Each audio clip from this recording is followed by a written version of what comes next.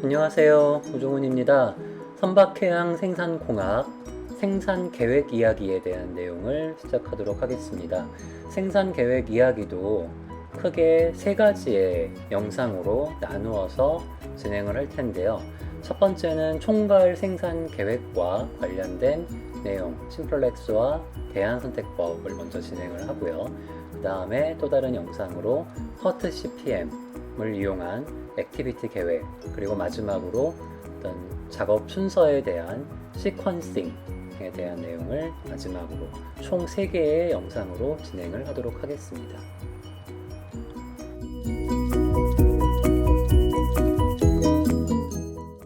지금 이 영상은 첫 번째 총괄 생산계획법에 대한 내용이 되겠습니다. 총괄 생산계획법은 대안선택법과 그 다음에 우리 단체법이라고 하는 심플렉스 메서드 두 가지를 이용을 해서 어떻게 총괄 생산계획을 할 수 있는지에 대한 내용을 다루도록 하겠습니다.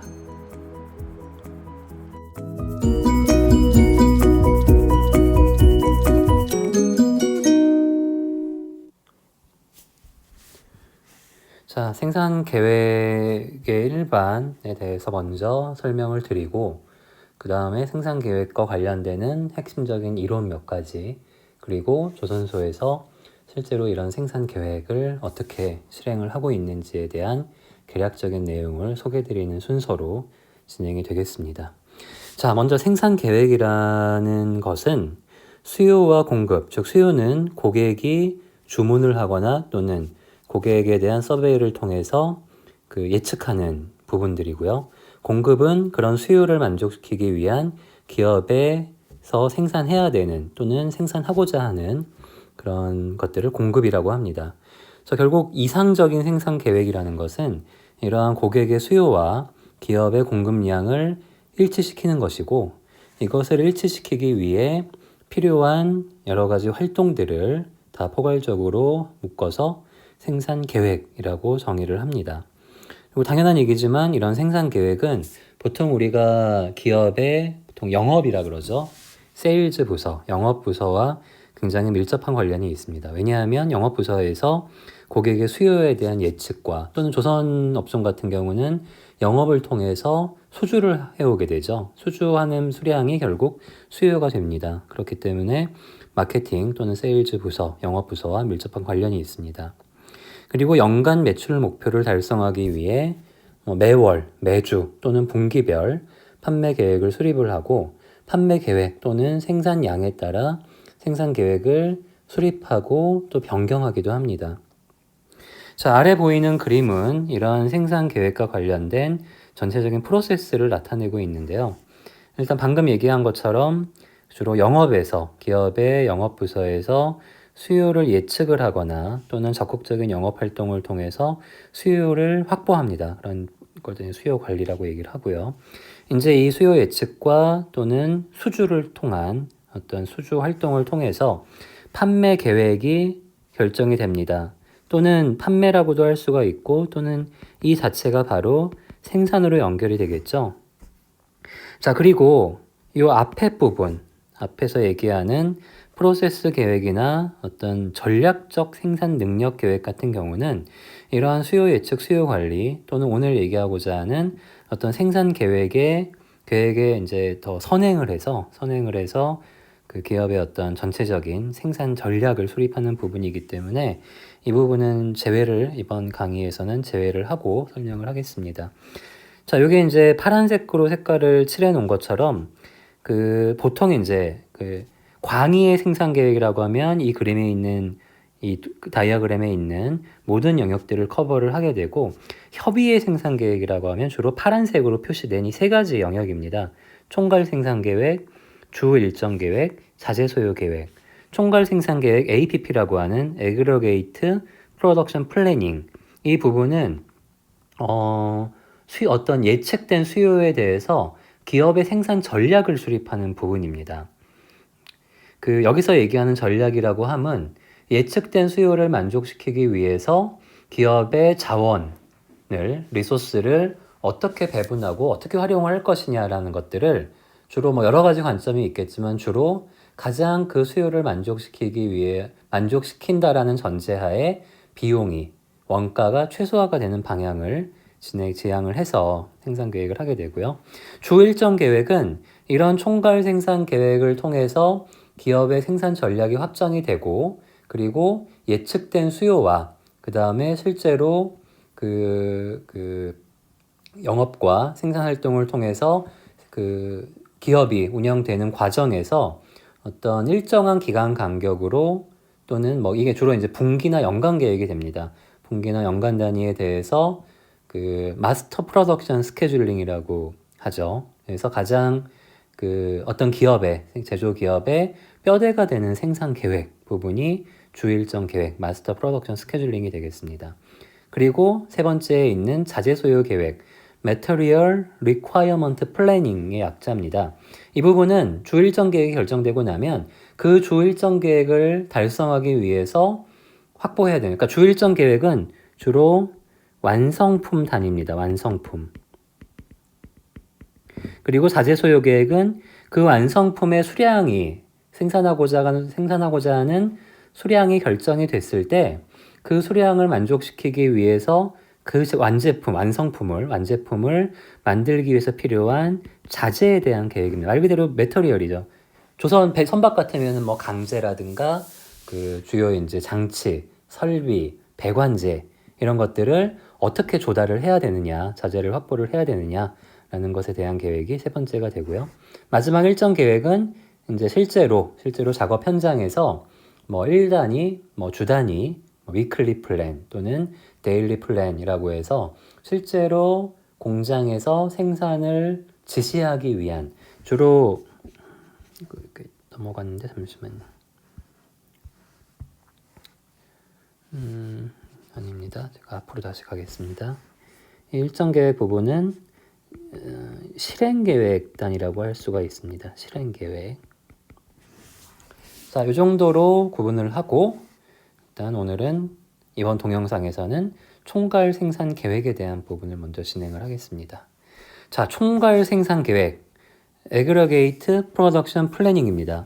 주로 이 총괄 생산 계획은 여기서 중기라고 하면 한 반년 내지는 2년이 안 되는 기간 정도입니다. 여기에 대해서 전체 예측 수요를 만족할 수 있도록, 여기서는 중요한 건 예측입니다. 어떤 확정된 수요가 아니고 예측 수요를 만족할 수 있도록 어떤 월별 또는 분기별 생산 수준, 생산량이 되겠죠. 그 다음에 필요한 인력, 그 다음에 재고를 어떻게 가져갈 것이냐, 인벤터리에 대한 플랜을 결정하는 내용이 됩니다. 그래서 보통은 1년 정도를 대상으로 월별 예측 수요를 또는 분기별 예측 수요를 충족시킬 수 있는 생산 수준을 결정을 합니다. 그리고 이런 의사결정을 할 때에는 해당되는 계획 기간 동안 발생하는 모든 비용, 연간 총비용, 분기별 총비용이 최소화되도록 하는 계획을 선택을 하는 게 되겠습니다. 그래서 총괄 생산 계획의 수립 목적은 연간 생산 활동에 필요한 포괄적인 예산을 산출을 하고요. 연간 생산을 위해서 필요한 소요 자원, 주로 인력입니다. 워크포스, 인력에 대한 계획 및 확보 플랜. 그 다음에 연간 생산 비용 최소화를 통해 단기적 생산 계획에 의한 추가 비용 발생을 최소화하고자 하는 것들이 총괄 생산 계획의 목표가 되겠습니다. 총괄 생산 계획의 수립 환경은 먼저 입력 데이터는 간단히 얘기하면 예측 수요입니다. 예측 수요. 가장 중요한 예측 수요고, 이제 그 밖에 당연한 얘기지만 각종 어떤 원가와 관련된 데이터들, 그 다음에 계획을 시작하는 시점에 초기 재고량, 그 다음에 수요를 충족시키고 생산 활동을 하기 위한 정책, 예를 들어서 안전재고를 가져갈 것이냐, 세이프티 인벤터리가 있느냐, 잔업을 허용할 거냐, 잔업을 금지할 거냐 등에 대한 어떤 생산 활동에 대한 정책 내지는 전략이라고 볼 수가 있습니다. 이러한 입력 데이터를 가지고 총괄 생산 계획을 수행을 하게 되면 출력되는 결과물은 월별 생산량이 결정이 되고요. 그 다음에 이 생산량에 맞춰서 월별 필요한 생산 인력 수준이 결정이 됩니다. 그리고 또 하나는 이제 좀 이따 보면 알겠지만 이런 생산량과 변화되는 생산 인력 수준 하에서 월별 재고 수준을 확인을 할 수가 있습니다. 목적 함수는 비용입니다. 목적 함수는 결국은 총 비용이 최소화가 되는 플랜, 계획을 선택을 하는 게 되겠습니다. 제압 조건은 방금 얘기한, 이제 나중에 자세히 보겠지만, 정책을 만족하냐 만족하지 않냐, 앞에서 얘기한 잔업도 있었고요. 그 다음에 외주를 줄 것이냐 말 것이냐, 그 다음에 그 재고를 가져갈 것이냐 가져가지 않을 것이냐, 소위 뭐 기업을 운영하는, 특히 생산을 운영하는 관점에서 고려할 수 있는 정책이자 전략적인 부분들은 굉장히 많습니다. 오늘은 그 중에 몇 가지를 가지고 실제 문제를 다뤄보도록 하겠습니다. 총괄 생산 계획과 관련된 비용은 일단 가장 중요한 건 자재비와 인건비죠.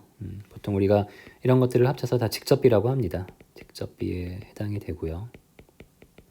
그 다음에 인력 수준 변화에 따른 인력을 충원하고 하는데, 그 충원, 우리가 기업에서 사람을 채용할 때도 추가적인 비용이 소비가 되고요. 해고를 해도 비용이 듭니다. 이런 충원을 할 때의 비용과 해고를 할 때 비용이 반영이 되어야만 합리적인 총괄 생산 계획이 가능합니다. 자, 재고비용은 재고 유지에 따른 비용입니다. 재고는 다 돈입니다. 그 재고 자체가 돈일 뿐만 아니라 그 쌓여있는 재고를 관리하는 데에도 기본적으로 재고품을 보관할 창고가 필요하겠죠. 창고도 있어야 되고, 창고를 그냥 두면 안 되죠. 창고를 관리하는 인력도 필요합니다. 그래서 결국은 재고 유지에 따른 비용, 여기엔 예를 들어서 기회비용도 포함이 됩니다. 보관비용 등. 그리고 또 하나는 수요를 만족시키지 못했을 때에도 페널티로서의 비용이 발생을 합니다. 추후 납품 비용, 우리가 보통 이제 백로그라고 합니다. 추후 납품. 예를 들어서 이번 달에 납품을 했어야 되는데 못했어요. 그러면 이제 다음 달에, 보통은 그 고약한 거래처면은 계약을 끊어버릴 거고, 그렇지 않은 경우는 보통은 어떤 일정 부분의 페널티를 지급을 하고 이제 다음 그 피어리드에 납품을 하게 됩니다. 결국은 어느 쪽이든 납품이 지연됨으로써 비용이 발생을 합니다. 또 하나는 직접 생산비 이외에, 이건 드러나는 어떤 물리적인 비용은 아니지만 어떤 신뢰도 저하로 인해서 그 어떤 정성적인 비용 손실이 발생을 합니다. 등등 수요를 만족시키지 못하면 대부분의 경우에 추가 비용 손실로 귀결이 됩니다. 자, 이제 몇 가지 사례들을 볼 겁니다. 우리가 이런 기업마다 또는 업종마다 너무나 다양하겠죠. 고려할 수 있는 것들 또는 고려해야만 하는 것들, 요소들이 있는데, 오늘은 우리가 너무 복잡한 문제를 다룰 수는 없기 때문에 문제를 좀 단순화시켜서 그 전략도 오늘 여기에 보는 3가지 전략에 대한 비교를 해보도록 하겠습니다. 첫 번째는 수요 추정 전략입니다. 이건 뭐냐면 아주 간단해요. 수요가 예측이 됐죠? 그럼 예측된 수요를 월별로 또는 정해진 기간별로 무조건 만족을 시키겠다라는 겁니다. 그 얘기는 월별 수요량을 생산하기 위해서 필요한 인력만 투입을 하겠다라는 거예요. 그렇기 때문에 이런 경우는 인력의 충원 해고가 빈번하게 발생을 합니다. 그리고 분기별로 제조 라인의 생산 형태 및 자재 조달 방식을 리셋할 수가 있는, 어떻게 보면 이제 수요 추정 전략 같은 경우는 굉장히 좀 유연성이 있어야 가능한 그런 게 되겠죠. 만약에 예를 들어서 어떤 기업 경영 환경에 충원과 해고에 따른 비용이 어떤 법적인 요인에 의해서 굉장히 페널티가 높다라고 하면 사실은 수요 추정 전략은 쉽게 실행할 수 있는 건 안 되겠죠. 반대로 굉장히 유연한 노동 시장이 존재를 하고, 그 다음에 라인의 생산 형태 및 자재 조달 방식도 굉장히 적은 비용으로 소위 리셋하고 변경을 할 수 있을 때 가능한 게 되겠습니다. 자, 두 번째는 노동력 유지 전략입니다. 워크포스 레벨링입니다. 이번에는 수요를 따라가는 게 아니고, 수요는 조금 만족을 못 시키더라도 인력 규모를 일정하게 가져가겠다. 인력 규모를 일정하게 유지를 하되, 다만 이제 어떤 잔업 같은 것들을 통해서 가능한 한 수요를 맞춰보고, 그 다음에 수요가 맞춰지지 않을 경우에는 예를 들어서 아까 얘기한 그 미납 비용 같은 것들이 발생을 할 수가 있겠죠. 세 번째는 생산 수준 평준화입니다. 이건 무슨 얘기냐면, 수요가 예측이 됐는데 이게 좀 들쑥날쑥해요. 그러면 그 플럭추에이션을 무시하고 평균을 내는 겁니다. 그래서 매달 똑같은 양을. 자, 그럼 자연스럽게 그렇게 되면 노동력도 어느 정도 일정하게 유지가 될 거고요. 대신에 이렇게 되면 이제 미충족 비용, 그 백로그에 대한 비용이 발생을 합니다. 자, 요 세 가지에 대해서 이제 그 특징들이 나와 있는데, 요건 우리가 문제를 풀어보고 다시 돌아와서 보도록 하겠습니다. 여러분들이 문제를 통해서 조금 더 이 직관을 가진 다음에 이 내용을 다시 보면 조금 더 이해도를 높일 수가 있습니다. 자, 이제 이런 총괄 생산 계획 APP를 푸는 데에는 크게 두 가지 방법이 있습니다. 하나는 대안평가법, 우리가 먼저 대안평가법을 볼 겁니다. 지금 얘기한 세 가지 이런 수요 추종 전략, 노동력 평준화 전략, 그다음에 수요 평준화 전략 등 정해진 전략들에 대해서 어떤 타뷸러 형태로 테이블로 전개를 해서 비교를 하는 게 되고요. 또 하나는 그 리니어 플래닝이라고 해서 선형 계획법입니다. 여러분들이 고등학교 때 배웠던 최대 최소값 구하는 문제랑 되게 비슷한데, 그게 이제 조금 더 행렬 형태로 확장이 돼서 풀 수 있는 정수 최적화는 아니죠. 어쨌든 선형 최적화를 활용한 총괄 생산 계획 기법 두 가지로 나눠서 보도록 하겠습니다. 먼저 대안평가법을 먼저 보도록 하겠습니다. 자, SNU 기계는 향후 6개월에 대해 총괄 생산 계획을 수립하고자 한다. 향후 6개월에 모 회사의 부품 수요 예측치 및 자원 투입량은 아래 보이는 표와 같으며 필요할 경우 협력사 생산, 즉 외주도 고려를 하고 있다. 경영진은 수요 추적 또는 추종이라고도 합니다. 트레이징이죠. 추종 전략, 고정 수준 전략. 고정 수준에는 앞에 봤던 것처럼 수요를 평준화시키는 것들이 있고 노동력을 평준화시키는 두 가지가 있습니다. 여기에 의한 계획 지표를 제시하고 비교 검토할 것을 요구하였다. 자, 여러분 잠시 문제를 한번 보세요. 자, 문제를 계산을 좀 단순화시키기 위해서 계획 기간은 6개월로 좀 단축을 했고요. 자, 영업에서 이런 예측을 해왔습니다. 1월부터 6월까지 각 월에 예상되는 수요량을 예측을 해온 겁니다. 그러니까 이거는 인풋이 되겠죠, 당연히. 인풋 정보가 되고, 또 하나의 인풋. 크게 보면 인풋 2는 이제 비용들입니다. 비용. 제품을 하나 만드는데, 한 사람이 몇 개를 만들 수 있느냐. 요건 이제 월간입니다. 여기 이제 월이 들어가야겠네요. 월간 한 사람이 만들 수 있는 개수. 그 다음에 제조 비용은 한 개를 만드는데 얼마가 드냐인데, 이제 보통 이제 외주를 주게 되면 조금 더 비용이 올라가고요. 잔업 비용은 제조 비용의 1.2배로 가정을 했고요. 재고가 발생을 하면 제품 하나당 한 달에 $10의 재고 유지 비용이 있고, 미납은 소위 수요를 충족시키지 못한 경우엔 제품 한 개당 $30의 페널티가 발생을 합니다.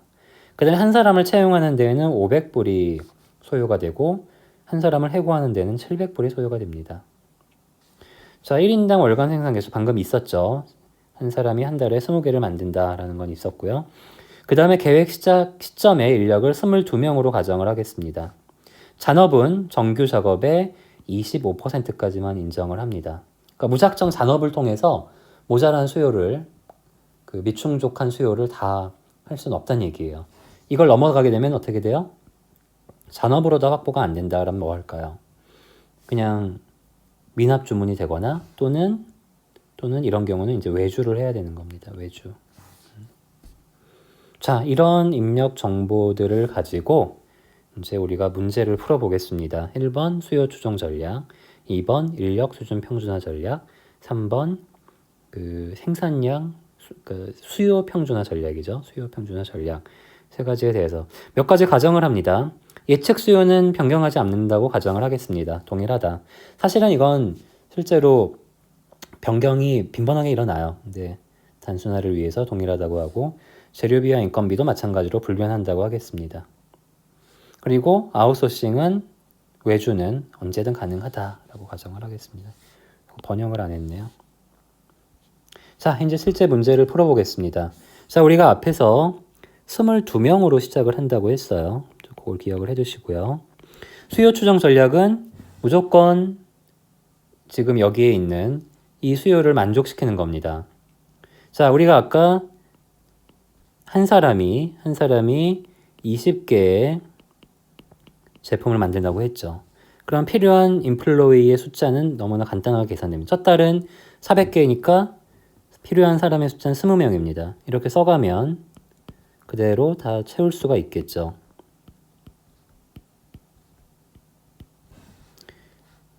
디맨드를 그냥 20으로 나눠준 겁니다. 자, 그러면 첫 달부터 해고가 발생을 하네요. 22명으로 시작을 했는데 벌써 첫 달부터 2명을 해고를 하고 들어가야 됩니다. 둘째 달에는 25명이 필요하기 때문에 5명을 고용을 하고요. 세 번째 달에는 10명을 추가로 고용을 해야 됩니다.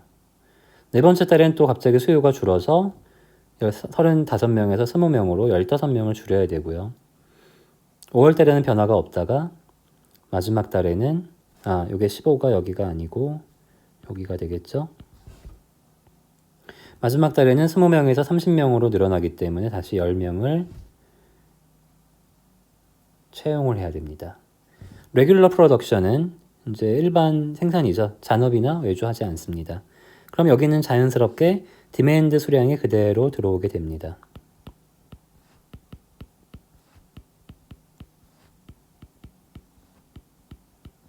자, 이렇게 됐습니다. 비용을 한번 계산해 볼까요? 일단 레귤러 코스트, 우리가 아까 앞에서 제품 하나 만드는데 50불이 든다고 했습니다. 채용 비용 500불, 해고 비용 700불입니다. 다시 가볼게요. 자, 그렇게 되면은 하나 만드는데 50불이 들기 때문에 개당 50불을 곱해주면 됩니다. 자, 그럼 400에 50을 곱하면은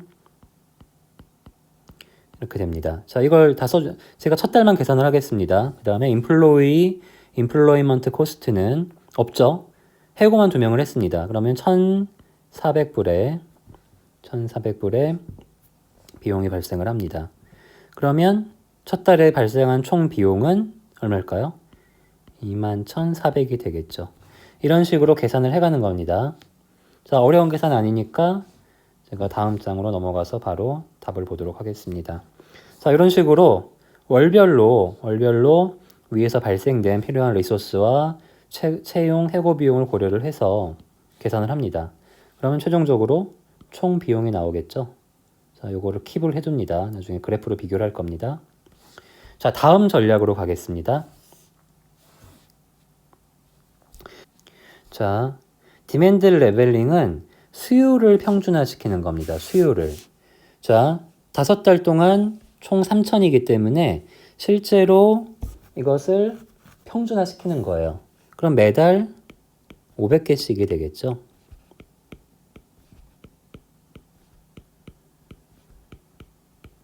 그리고 그렇게 되면 이제 필요한 인플로이의 숫자는 매달 25명으로 동일하게 됩니다. 그리고 인플로이먼트는 처음에 우리가 22명으로 시작을 하기 때문에 첫 달에만 3명을 고용을 하고 그 후로는 다 변동이 없습니다. 레귤러 프로덕션은 이제 이 인원, 정해진 인원을 가지고 20개씩 만들어 주게 되면은 당연히 이 평준화된 디맨드량 매달 500개씩 동일하게 되겠죠. 자, 이렇게 되면 이제 그 500개라고 가정을 했기 때문에 이제부터 비교를 해야 되는 건 실제 디맨드와의 비교를 해야 됩니다. 자, 우리가 6개월을 하나의 기간으로 보고 평균을 내서 생산을 했어요. 이것은 디맨드 레벨링, 수요 평준화 전략에 의한 생산입니다. 근데 이제 실제로 이 수요대로, 여기서 얘기한 수요대로 진행이 될 경우에 실제로 생산한 매월 500개씩의 수량과 실제로 디맨드에 의해서 판매되는 수량이 달라지겠죠. 물론 실제로 생산이 시작이 되고 이 1월, 2월, 3월이 진행이 되면 이 숫자들도 바뀔 수는 있습니다. 하지만 이 총괄 생산 계획이라는 것은 이것이 이 생산이 시작되기 전에 미리 예측을 하는 거예요. 합리적으로 예측을 해보는 겁니다. 그렇기 때문에 이 수요가 맞다라고 가정을 하고 이렇게 생산은 평준화를 시켜서 했지만 실제로 이런 예측된 수요가 발생을 했을 때 그 나오는 스탁과 이게 재고입니다. 재고와 미납 주문을 예측을 해야 됩니다. 자, 그럼 첫 달에 500개 생산을 했어요. 근데 실제로 수요는 400개입니다. 그럼 스탁에 100개가 남게 되겠죠? 이렇게 됩니다. 두 번째 달로 가겠습니다. 두 번째 달에도 500개를 생산을 해서 전달의 재고 100개를 포함을 하면 600개가 2월 달에 확보가 되는 수량이에요. 근데 2월에는 500개가 예측 수요죠. 그럼 마찬가지로 여기도 100개가 남습니다. 재고가 100개가 남는다는 얘기예요. 세 번째 달이 되면은 여전히 생산은 500개, 거기에 전달에 100을 더해서 600개를 가지고 있게 되고요. 근데 3월 달에 예측되는 수요는 700이죠. 그럼 이 경우는 재고가 남는 게 아니고 백로그가 쌓이게 됩니다. 얼만큼? 100개만큼. 이건 이제 반드시 다음 달에 공급을 해야 되는 수량이에요. 자, 그 다음 달로 가면 그 400개. 근데 500개를 생산을 했죠. 자, 400개인데 500개를 생산을 하니까 여기서 500개를 생산했으니까 400개를 판매를 하고 100개가 남을 걸로 예측이 됩니다. 근데 그 100이 재고로 간 게 아니고 전달에 충족하지 못한 미납 주문이 있기 때문에 이제 5월 달에는 이 미납 주문을 그 남은 100개를 가지고 컴판세이션을 해주고 아무것도 없게 됩니다. 자, 5월 달은 500개 생산을 하고 400개 수량이기 때문에 다시 100개가 남고요. 마지막 달에는 뭐 다 당연한 얘기지만 이제 이 전체 수요에 맞춰서 평준화를 했기 때문에 이제 0이 됩니다. 자, 이제 이걸 가지고 계산만 하면 되죠. 레귤러 코스트는 매달 똑같습니다. 500개씩만 만들었기 때문에 여기에 이제 500을 곱해주면 25 이렇게 될 겁니다. 맞죠? 아니다. 그냥 25네요. 500개 곱하기 50 그러면은 25000이죠. 25,000. 임플로이먼트는 3명을 고용을 했어요. 아마 고용 비용은 $500였습니다. 그러니까 1,500불이 될 거고요. 스타 코스트. 자, 재고가 100개가 있죠. 그럼 스타 코스트는 다시 앞으로 가보겠습니다. 스타 코스트 우리가 얼마라고 했냐면 재고 유지 비용은 한 개당 10불이에요. 한 개당 10불이기 때문에 100개가 있으니까 1000불이 또 발생을 합니다. 백로그는 여긴 0이고요. 자, 그럼 이거를 합쳐준 27,000 안 써질까요? 500이 총 비용이 됩니다. 이렇게 더해 가는 겁니다. 자, 그러면 다음 페이지로 넘어가겠습니다. 그래서 답을 볼게요. 이렇게 되죠.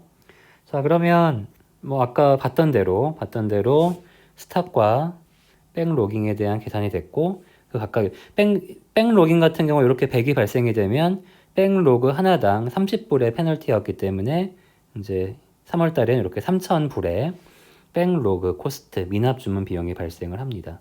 그래서 다 더해 보니까 157,500달러가 나왔습니다. 이것도 킵을 하겠습니다. 나중에 전략 간의 비교를 위해서. 자, 세 번째는 워크포스 레벨링입니다. 이것은 그 처음에 투입된 22명을 그대로 가져가겠다라는 거예요. 그대로 가져가는 겁니다. 그럼 레귤러 프로덕션은 당연히 자연스럽게 440으로 모두 동일하게 됩니다. 다 써놓고 하는 게 조금 더 보기가 편하겠죠.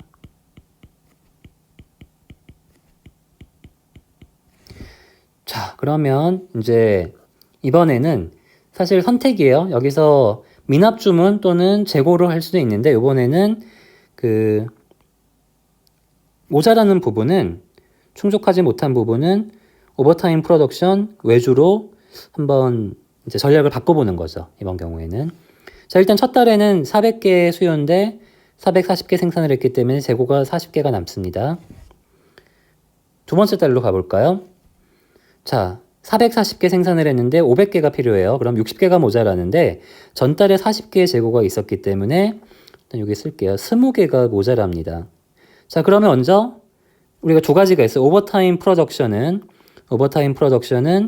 일단 25%까지 할 수 있다고 했습니다.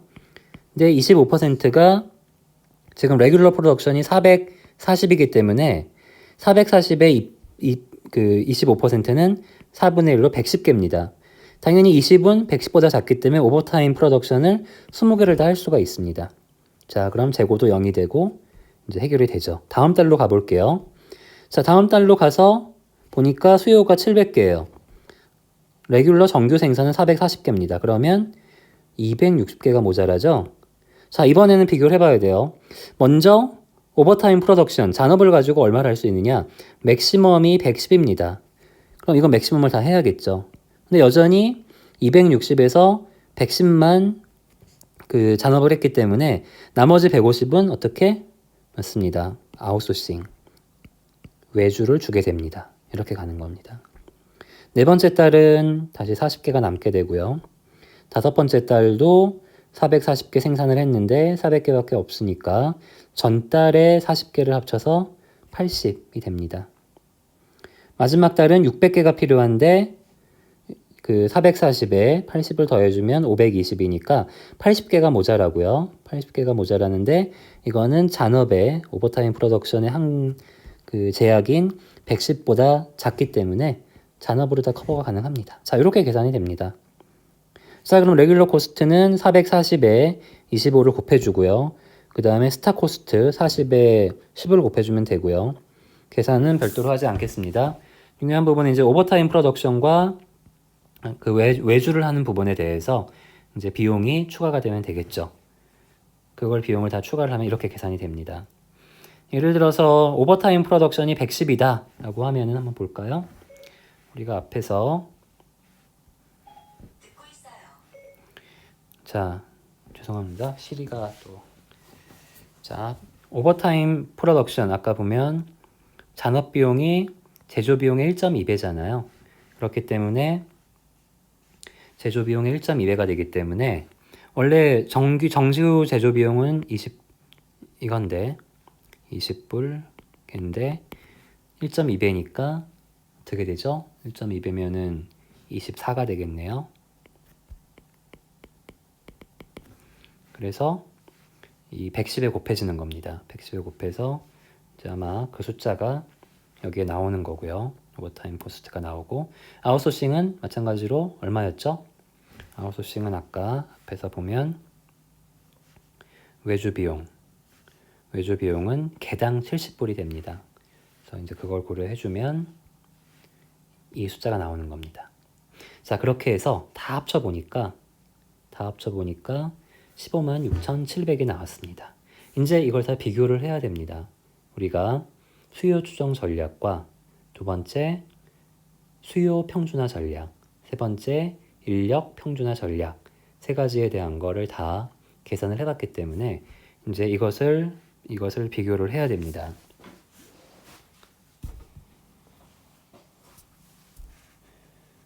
자, 제가 지금 요 부분 정규 작업에 대해서 계산이 조금 틀릴 수가 있는데 여러분들이 다시 한번 확인을 해보세요. 꼭 계산을 해보기 바랍니다. 자, 이렇게 전체 비교를 해보면 총 비용 일단 토탈 코스트를 보시면 자, 이게 디맨드 트레이징이었고요.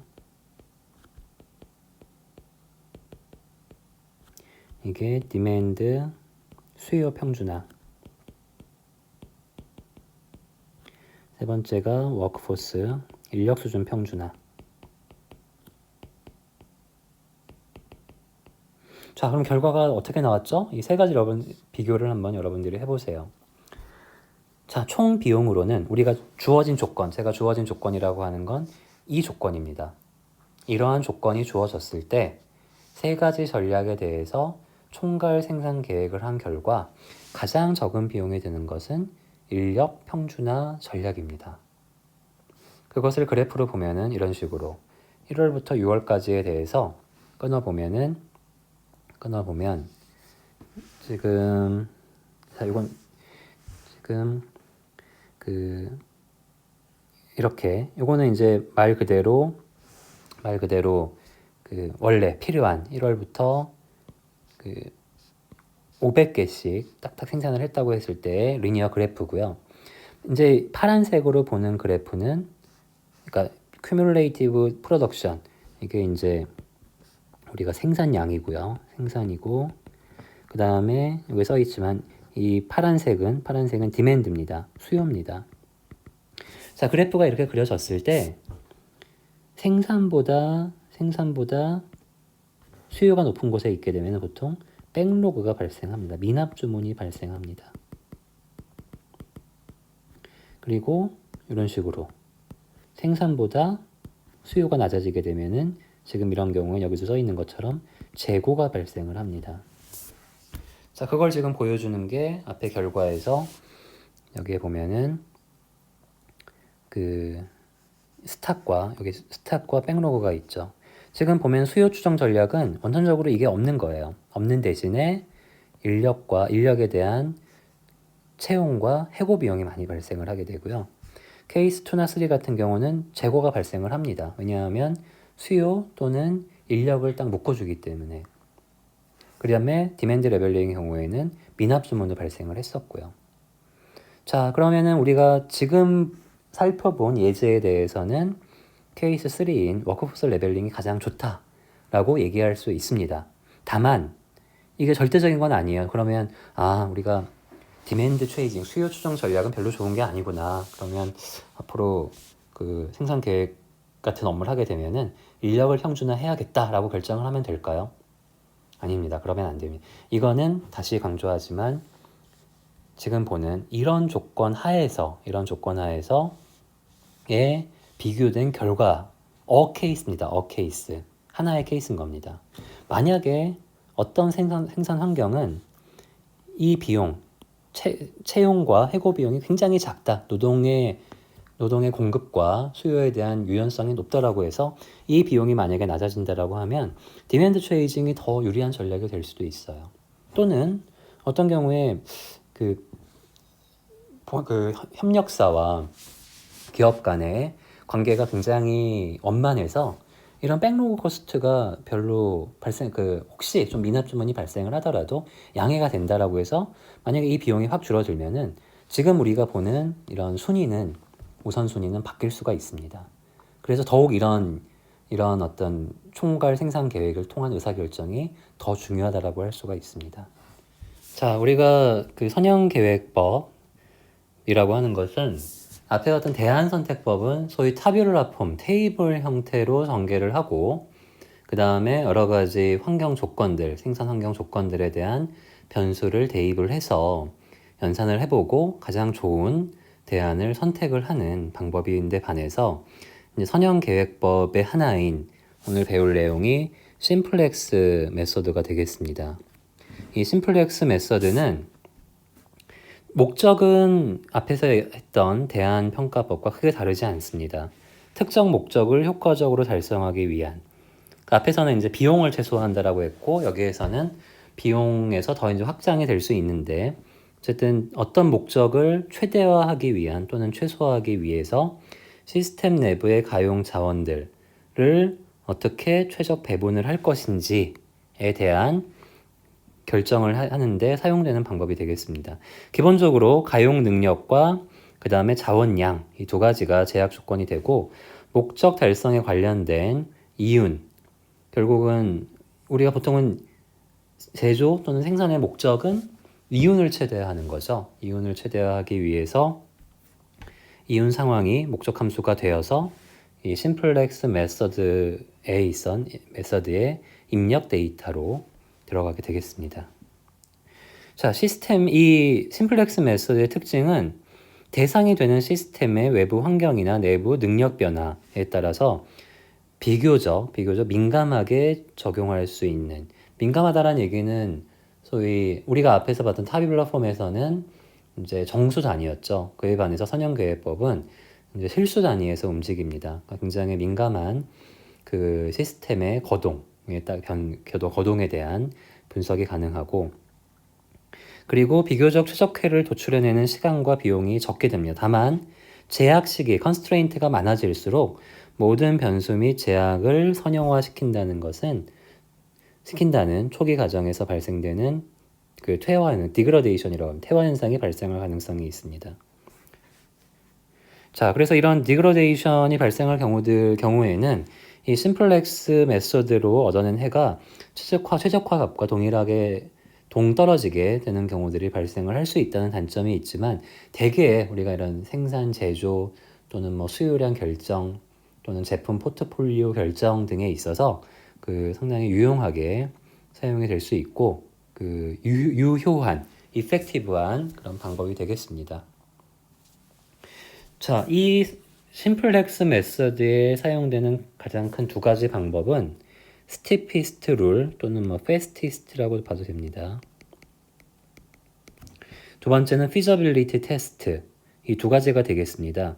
자, 표현이 어려운데 쉽게 얘기하면, 자, 여러분들 고등학교 때 이런 거 배웠죠? 이렇게 어떤 제약에 의해서 부등식이 주어지고, 예를 들어서 여기서 x1 플러스 x2를 최대화해라. 최대화하는 문제는 보통 우리가 이제 x1 플러스 x2를 어떤 뭐 y로 두겠습니다. 그럼 이 그래프상에선 x2는 마이너스 x 플러스 y가 되고, 그럼 이 그래프는 어떻게 돼요? 기울기가 마이너스 1인 그래프가 되죠. 그럼 이제 색깔을 달리 해보겠습니다. 이 그래프상에서 마이너스 1의 기울기 이렇게 움직일 거예요. 움직일 때 여기에 이 절편이 이게 y 값이 되겠죠. 이 부분들이. 다만 이 그래프가 이 영역, 지금 여기 주어진 이 영역에서 벗어나면 안 됩니다. 보통 이 직관적으로 보면 보통 이 문제 여기겠죠. 여기를 지나갈 때 x2와 만나는 이 y 값이 실제로 이 x1 플러스 x2의 최대값이 될 겁니다. 그리고 아마 고등학교 때 이런 문제를 많이 풀었을 거예요. 어떤 값을 최대화하는 최대값을 구하는데, 그 변수들의 상관관계, 부등식 관계가 어떤 영역을 그리게 되면 보통 이런 지오메트리 표현을 통해서 구할 수가 있습니다. 근데 문제는 이렇게 세상 문제가 이렇게 간단하지만은 않다는 거예요. 이렇게 두 개의 변수만으로 주어지지 않는 경우들이 있습니다. 더 많은 변수들이 있는 경우에는, 그렇다고 그래프를 뭐 이렇게 3차원으로 확장을 하고, 3차원만 하더라도 가능하죠. 예를 들어서 여기에 어떤 부등식에 의해서 여러 개의 면으로 둘러싸이는 공간이 생기고, 여기에 어떤 평면이 움직이면서 그 평면이 뭐 x1 또는 x2, x3와 만나게 되는 점이 뭐 최대값 또는 최소값이 될 것이다 라고 할 수 있지만, 그 이상은 어떻게 될까요? 4차, 5차 이상으로 올라가게 되면 더 이상 이렇게 그 사람이 직관적으로 파악할 수 있는 지오메트리와 그래프를 가지고는 해결을 할 수가 없습니다. 그래서 나온 게 이제 심플렉스 메서드가 되겠습니다. 자, 심플렉스 메서드는 우리가 이제 많이 본 표현이죠. 보통은 자, 이런 값을 최대화해라. 자, 오늘 우리 미니마이즈는 다루지 않겠습니다. 미니마이즈는 맥시마이즈, 최대값 문제를 풀면 미니마이즈를 풀 수가 있는데, 조금 그 변형이, 모디피케이션이 필요한 부분이어서 최소화 문제는 별도로 다루지 않겠습니다. 최대화 문제만 다루고요. 자, subject to 이 x1부터 xn이 어떤 영역을 이렇게 가진다. 쭉.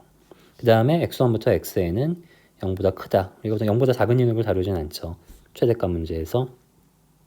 이렇게 되면 이 문제를 지금 아래 보는 식으로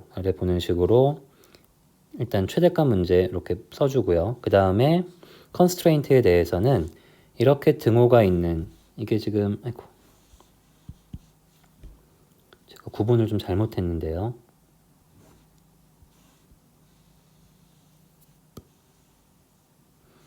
이렇게 나눠지는 게 아니었고요. 일단 미니마이즈 문제는 나중에 별도로 다루겠습니다. 이거는 이 부분은 좀 따로 띄워놓고 가려놓겠습니다.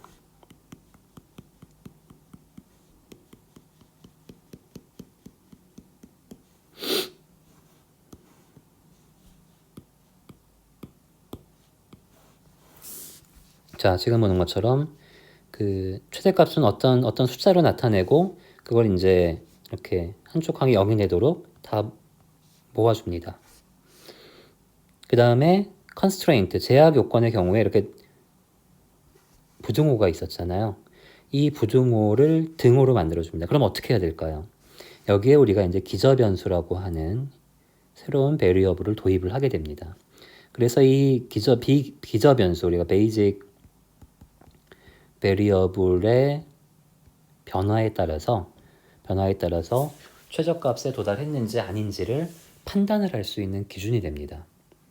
요지는 선형계획법 심플렉스 메서드를 이용을 해서 최대값 문제를 풀기 위해서는 기존의 이런 부등식 형태, 이걸 캐노니컬 폼이라고 합니다. 이것을 스탠다드 폼으로 바꿔줘야 됩니다.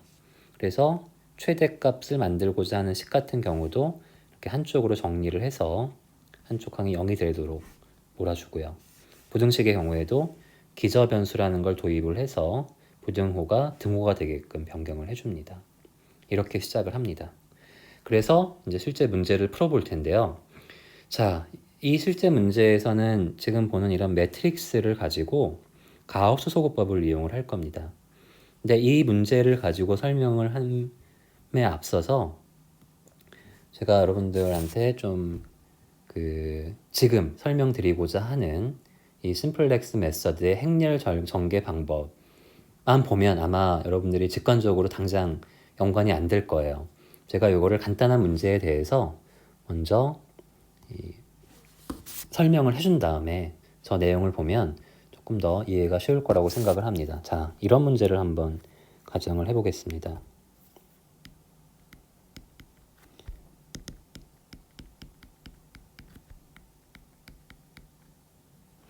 자, 이것을 25x1 플러스 30x2를 최대화하는 게 문제입니다. 제약은 subject 2,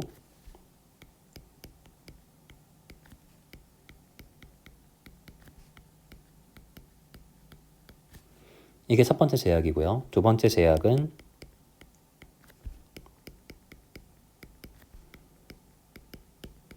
자, 미리 여기 아까 얘기한 것처럼 이 부분은 기저변수, 베이직 베리어블입니다. 그걸 통해서 이게 없을 때는 이제 여기 이렇게 등호가 있었겠죠. 이거는 삭제를 해준 겁니다. 삭제하고 스탠다드 폼으로 만들어줬습니다.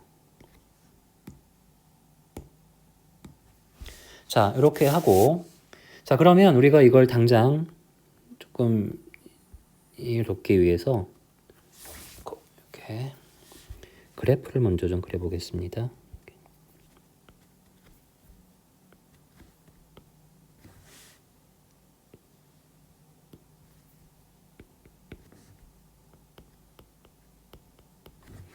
x1, x2가 되고 이 두 개의 그 서브젝트 각각 1번과 2번 서브젝트가 하나의 그래프는 이렇게 그려질 수 있습니다. 자, 기울기에 따라서 보면은 자, 먼저 이 그래프가 S1이 0일 때의 그래프입니다. 당연히 S1은 0보다 큽니다. 그 다음에 이 직선이 S2는 0일 때입니다. S2도 당연히 0보다 큽니다. 그리고 이제 우리가 뭘 해야 되냐면 이 25x1 더하기 30x2를 최대화하는 겁니다. 자, 시작은 항상 원점에서 시작을 합니다. 자, 그럼 A에서 시작을 하겠습니다. A에서 x1과 x2가 0인 곳에서 시작을 합니다. 자, 당연히 이때 그 최대값인 value는 0이 되겠죠. 자, 그럼 여기서 이제 결정을 해야 됩니다. 우리가 부등식으로 그려지는 영역은 이 내부가 되는데 여기서 시작을 합니다. 시작을 하는데 일로 갈지 이쪽으로 이동할지를 결정을 해야 됩니다. 무슨 얘기냐면 이것을 자, x1을 0으로 놓고 이 얘기는 x1 0으로 놓는다는 얘기는 이 A점에서 위로 움직인다는 얘기고요. 또는 x2를 0으로 놓는다. 이 얘기는 A점에서 오른쪽으로 진행을 한다는 얘기입니다. 이것을 방향을 먼저 결정을 해야 됩니다. 이때 사용되는 게 우리 앞에서 얘기한 스티피스트 룰입니다. 어디로 가야 될까요? 당연히 이 값을 더 빨리 증가시키는 쪽으로 가야 됩니다. 그 빨리 증가시키는 쪽은 당연히 x1을 고정을 하는 게 x1을 고정을 하고 x2를 증가시키는 게 더 빠른 속도로 증가합니다. 자, 그래서 방향은 더 빠른 그 fast increase가 되는 of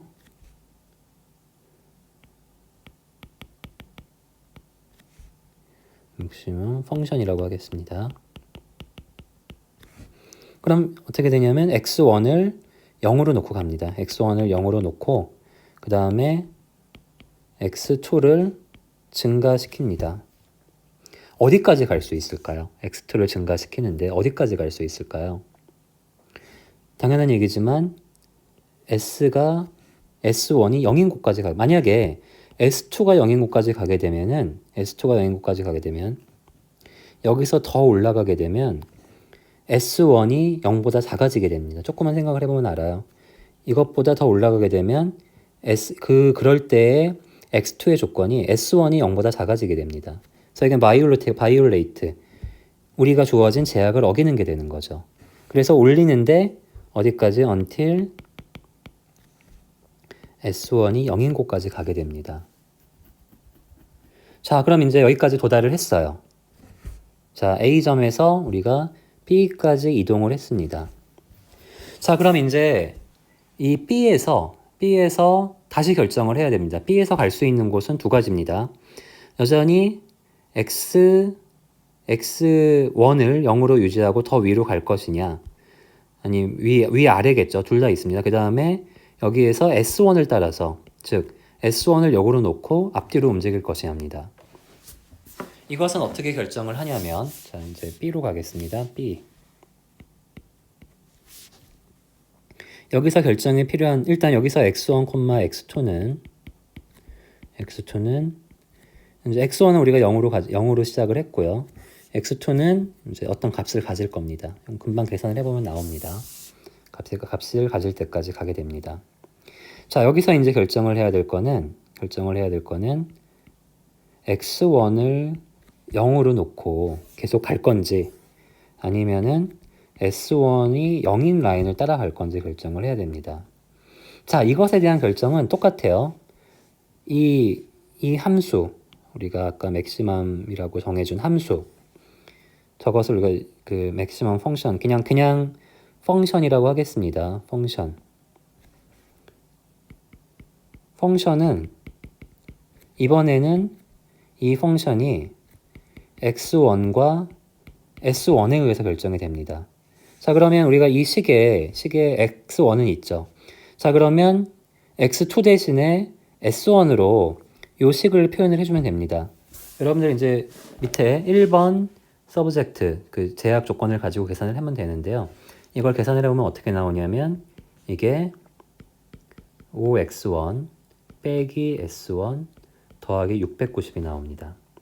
자, 그러면 이 경우에 어떻게 될까요?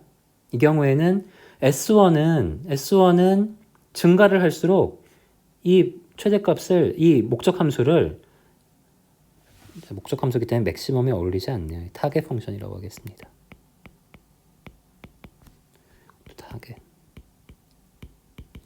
타겟 펑션이 감소합니다. 따라서 이 경우에는 S1을 0으로 하고 X1을 증가시키는 겁니다. 이번엔 언제까지 가냐면 until 이 부분이죠. 여기 C점이 되겠습니다. 여기는 S2가 0인 곳입니다. 자, 이제 그래서 C까지 왔습니다. C. 자, C도 똑같아요. C에서 어떤 결정을 해야 되냐면 이 방향 S1 equal 0을 킵을 하고 갈지, 아니면 이 방향 S2 equal 0을 킵을 할지입니다. 자, 그래서 이것이냐, 아니면은 사실 이제 이건 x1, x2 이외에 s1과 s2라는 새로운 코디네이트 시스템을 따라가는 겁니다. 여러분들이 기존에 이렇게 x, y 축으로 생각을 했던 이 축만이 아니라 새로운 코디네이트가 생겼다라고 생각을 하는 게 훨씬 더 이 로직을 전개하는데 더 편합니다. 자, 그럼 이 둘 중에 결정을 해야 되는데 마찬가지로 이 경우에도 타겟 펑션을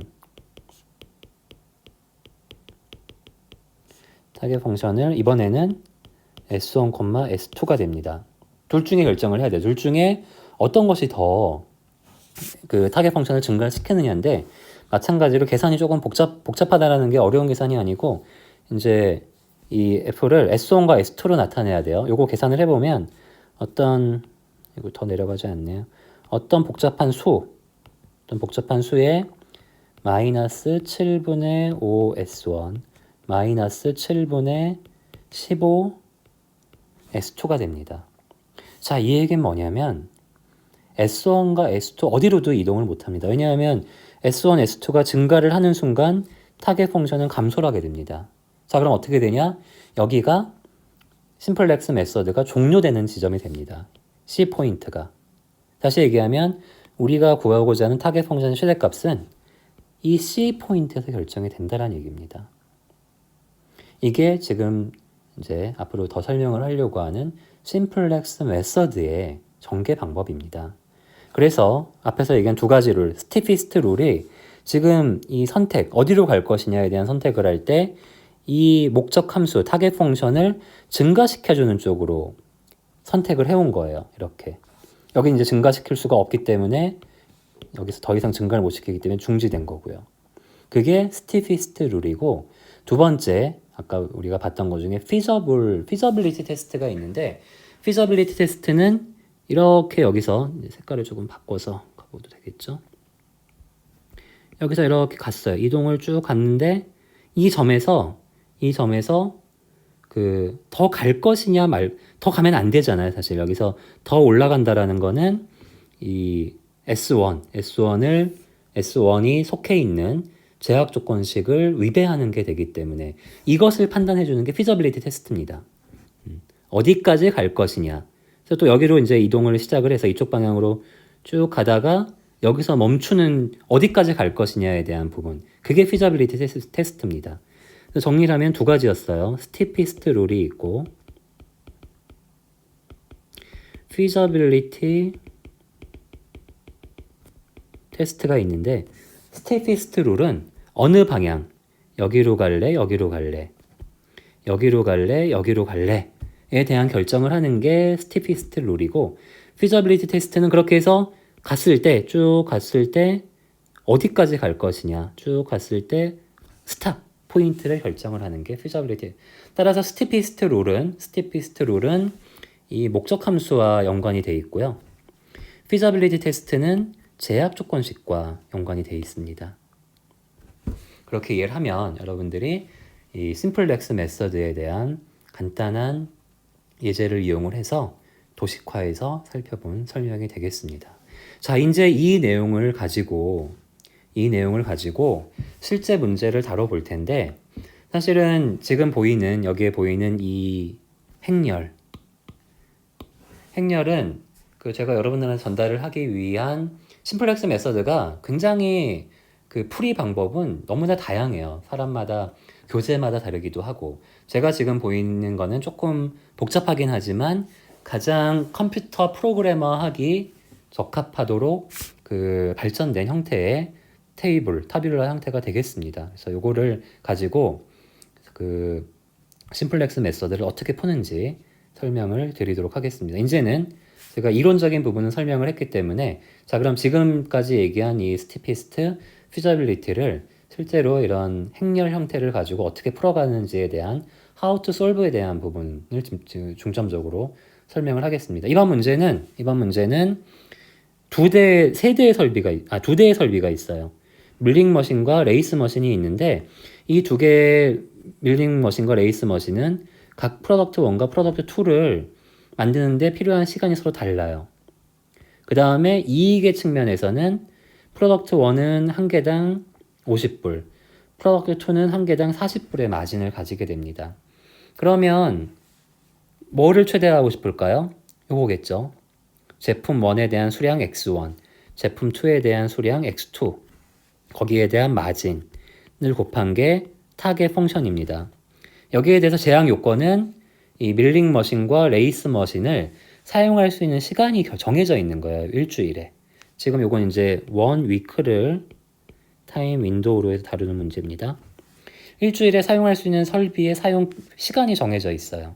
그래서 프로덕트 1을 만드는 밀링 머신의 관점에서는 프로덕트 1과 프로덕트 2를 만드는 시간을 다 합쳐서 520시간이 넘으면 안 되고, 마찬가지로 프로덕트 1을 만드는데 사용되는 밀링 머신, 프로덕트 1을 만드는데 필요한 레이스, 프로덕트 2를 만드는데 필요한 레이스의 시간을 합친 것이 440시간을 넘으면 안 됩니다.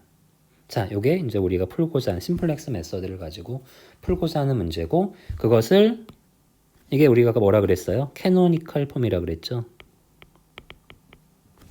이것을 스탠다드 폼으로 바꿔줍니다. 그럼 이제 이렇게 조금 더는 사실은 z-5x1 이렇게 표현을 해야 될 텐데, 지금 우리가 다루고자 하는 그 타빌라 형태는 요거까진 바꾸지 않아도 돼요. 그 다음 밑에 있는 두 개의 식은 S1과 S2라고 하는 비기저 변수를 도입을 해서 등호를 맞춰줬습니다. 그리고 이렇게 만들어진, 다 지우고 다시 할게요. 이렇게 만들어진 식을 가지고 오른쪽에 보이는 타빌라 형태를 만들어주는데, 일단 가운데 부분을 보면 지금 이 식의 개수들이 들어갑니다. 그리고 여기 보면 S1과 S2가 분리가 되어 있죠. 거기에 대해서 각각 1과 0이 배치가 됩니다. 그리고 제일 위에 CJ라고 되어 있는 부분은 목적 함수에 대한 개수입니다. 당연히 여기에는 0S1 더하기 0S2가 생략이 되어 있는 겁니다. 그래서 목적 함수의 개수들이 여기에 들어가게 됩니다. 그 다음에 지금 여기에는 이거는 베이직 기저변수라고, 베이직 베리어블의 개수입니다. 지금 현재는 기저변수가 S1, S2이기 때문에 그 숫자가 여기에 그대로 옮겨와 있습니다. 그리고 ZJ라는 거는 이 각 항들이 목적 함수에 기여하는 정도입니다. 그래서 얘는 어떻게 계산이 되냐면 ZJ는 썸메이션인데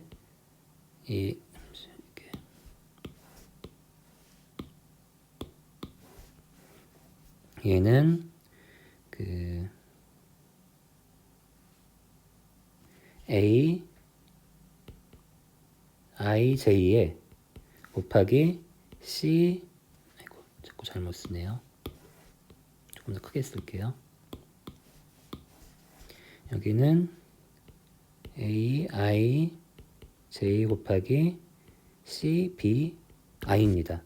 뭐냐면 이거랑 곱한 거하고 요거랑 곱한 걸 더해준다는 얘기입니다. 그게 여기에 들어가는 겁니다. 다음도 마찬가지예요. 0 곱하기 2 더하기 0 곱하기 11 이런 게 여기에 들어갑니다. 그게 나중에 결국 이 각각의 변수들이 기저 변수가 요게 나중에 이제 최종적인 타겟 펑션의 값이 들어가게 되는데, 타겟 펑션의 값에 대해서 기여하는 정도고요. 그 다음에 이 부분은 여기에서 이게 CJ죠. CJ에서 ZJ를 빼준 값들입니다.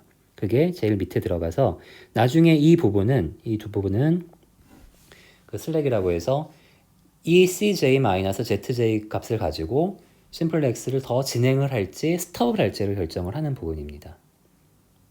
그래서 여기가 플러스로 남아있으면 여전히 목적 함수를 더 증가시킬 수 있기 때문에 계속 진행을 하고요. 그게 아니고 여기가 전부 다 마이너스 값이 되면은 끝나는 겁니다. 계산이 끝나는 겁니다. 더 이상 이 최대값, 타겟 펑션의 밸류를 증가시킬 수가 없다라는 결론이 내려지는 겁니다. 자, 그걸 이제 실제 계산을 해보겠습니다. 자, 그래서 첫 번째 계산을 해보면 방금 얘기했죠. 이 부분이 여기에서 이걸 빼준 겁니다. 그 숫자가 여기에 적히고요. 자, 첫 번째 이걸 가지고 할 일은 이게 이제 아까 얘기한 스티피스트 룰입니다. 가장 큰 숫자를 찾아줘야 됩니다. 가장 큰 숫자가, 그래서 이 부분이 피벗 컬럼이 됩니다. 그 다음에 피벗 컬럼에 있는 두 개 값에 대해서 이 B의 값, subject to라고 하는 constraint에 대해서 이 B에서 피벗 컬럼의 값을 나눠주게 됩니다. 자, 여기서 선택은 작은 값을 선택을 해주는데 이 작은 값을 선택을 해주는 게 feasibility 테스트입니다. 그러니까 아까 우리가 그래프에서 이런 거 있었잖아요. 여기서 이렇게 돼 있는데 여기 시작해서 위로 올라가다가 여기서 멈추죠. 여기서 멈출 것이냐 여기서 멈출 것이냐 결정을 하는데 지금 여기냐 여기냐 결정을 하는 게 이 두 개의 값이 되는 겁니다. 사실은 여러분들 요거를 이 타뷸라 형태를 펼쳐놓고 똑같은 그래프를 그려서 숫자를 보면은 똑같이 나와요. 한번 시간이 되는 학생은 꼭 따라해보기 바랍니다. 지금은 거기까지 설명은 하지 않겠습니다. 그래서 여기까지만 올라간 여기서 멈추는 겁니다. 그래서 여기가 그 피벗 로우가 됩니다. 그럼 피벗 컬럼과 피벗 로우가 만나는 부분이 여기가 우리가 이제 피벗 엘리먼트가 돼서 요 값이 1이 되도록 이게 1이 되고 나머지가 0이 되도록 가우스 소급법을 적용을 해주게 됩니다. 다 지울게요. 자, 넘어가겠습니다. 그래서 여기가 스티피스트 룰에 의한 피벗 컬럼이 되고 여기가 피저빌리티 테스트에 의한 피벗 로우가 됩니다. 그리고 이 부분이 피벗 엘리먼트가 됩니다. 그럼 이제 여기에 대해서 이것을 1로 만들어 주도록 가우스 소급법을 해주는 거예요. 가우스 소급법은 다 여러분들 알고 있으라고 생각을 하고 이게 숫자가 줄면서 나머지 뒤에 숫자들도 바뀌고요. 그 다음에 이거를 제외한 자 이게 1로 바뀌면서 이제 이걸 0으로 만들어야 됩니다. 나머지를 0으로 만들기 위해서 이러한 가우스 소급법을 적용을 해주면 이제 정리된 형태가 이렇게 되고요. 자, 이번에 이렇게 되면서 기저변수가 바뀌게 됩니다. 여기에 지금 보면 기저변수가 이 피벗 엘리먼트에 해당하는 목적 함수의 값이 이동을 하게 되면서 지금 보면 아까 여기가 S1이었죠. S1이 기저변수고 요게 이제 아까 베이직이고요. 베이직 기저 변수 여기는 이제 비기저 변수입니다. non 베이직입니다.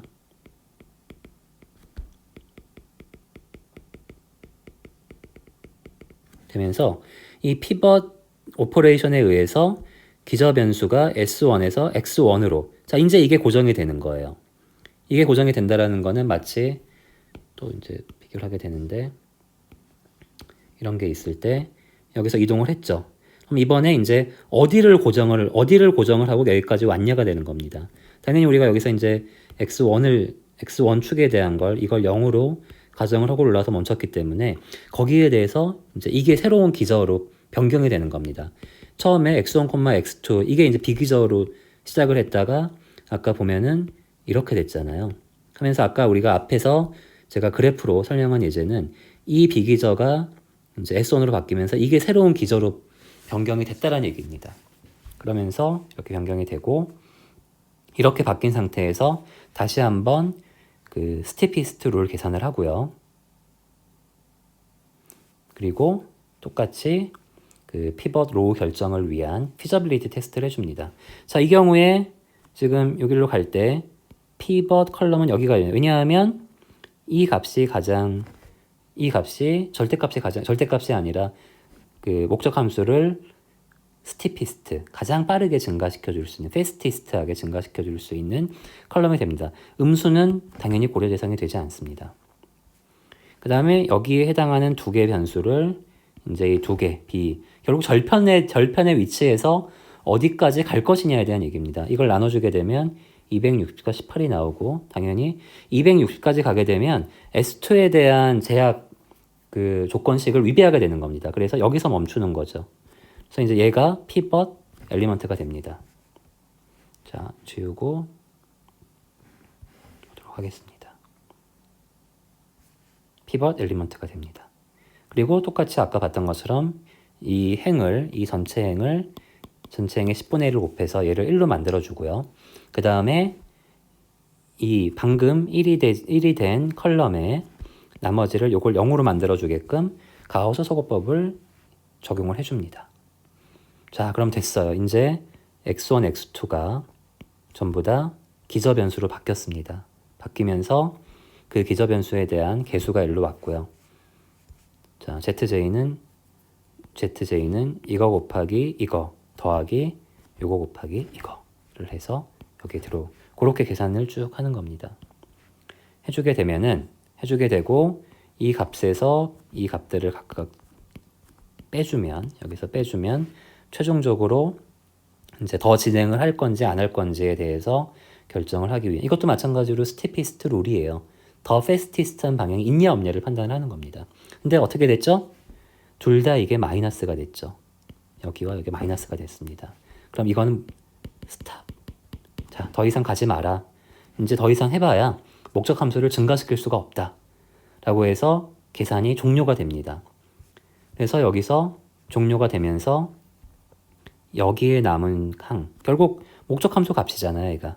목적 함수가 의 값이 677이 됩니다. 이 함수 OX1, 그러니까 프로덕트 1의 개수와 프로덕트 2의 개수에 대한 마진을 곱한 최대값이 어떻게 정리가 됐냐면 이렇게 정리가 된 겁니다. 그때 여기 남는 두 개의 숫자는 121은 X1의 개수, 18은 X2의 개수가 되겠습니다. 이렇게 생산을 할 경우에 최대 이익 677을 달성을 할 수 있다. 물론 이제 여기에 아까 서브젝트 2에 대한 조건이 있겠죠. 밀링머신과 레이스에 대한 그 540, 440 시간에 대한 제약을 만족시킨다라는 얘기입니다. 자, 여기까지가 스티피스트 룰과 그 다음에 피저빌리티 테스트를 이용한 심플렉스 메서드에 대한 설명이 되겠습니다. 자, 생산계획 이야기 중에 생산계획의 일반적인 개론들과 그리고 총괄 생산 계획을 위한 대안 선택법 그리고 심플렉스 메서드에 대한 내용을 살펴보았습니다. 자, 다음 영상에서는 이제 액티비티, 생산 액티비티 계획을 위한 커트 CPM에 대한 내용을 살펴보도록 하겠습니다. 수고하셨습니다.